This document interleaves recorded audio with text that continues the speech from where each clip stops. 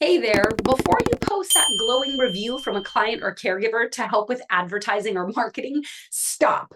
The ethics code has very specific rules about testimonials. This topic can be kind of confusing and it might show up on the exam. So let's clarify.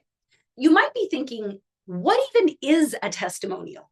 Well, listen, very simply put, it's a statement endorsing your services, usually for marketing or advertising purposes, and they can be solicited or unsolicited.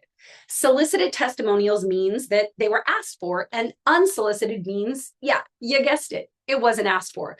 So let's start with the big no-nos when you cannot solicit a testimonial for the purposes of advertising or marketing per 507 of the Ethics Code for Behavior Analysts.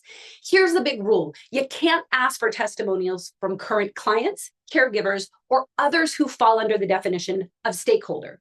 How about reposting an unsolicited testimonial from a current client or stakeholder? Also, no. Why? Well, because of possible conflicts, power differentials, and your ability to influence individuals. If someone depends on you for services, support, or evaluation, their consent or agreement might not really be voluntary, and the code prohibits us putting them in that position. Alrighty, how about when can you use testimonials for advertising according to standard 5.08? You can solicit testimonials or use unsolicited ones for advertising from former clients or stakeholders, those no longer receiving services. But before you do, ask yourself how likely it is that that client might re-enter services, because if it's very likely, you might want to avoid asking them to avoid any potential conflicts. If you do ask for a testimonial from a former client or stakeholder, you've got to clearly outline how and where it'll be used, any foreseeable risks, and let them know they can take back that consent at any time. If you use a testimonial from a former client or stakeholder for marketing, be sure it's clearly labeled as solicited or unsolicited and describes the relationship. For example, former client, former payer, former caregiver of a client. And obviously in using the testimonial, you've got to follow all privacy and confidentiality laws and requirements.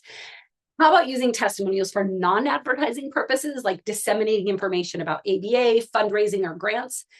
Well, Hugh, I've talked too much already, so you got to make sure you meet the requirements of 5.09, and that's a video for a different day, y'all. Save this for study sessions, and if you've got an example of a testimonial for advertising purposes scenario, well, drop it in the comments, because your examples will help everybody else study and make us all smarter, including me. All right, current clients and stakeholders don't use testimonials, whether solicited or unsolicited, for marketing purposes.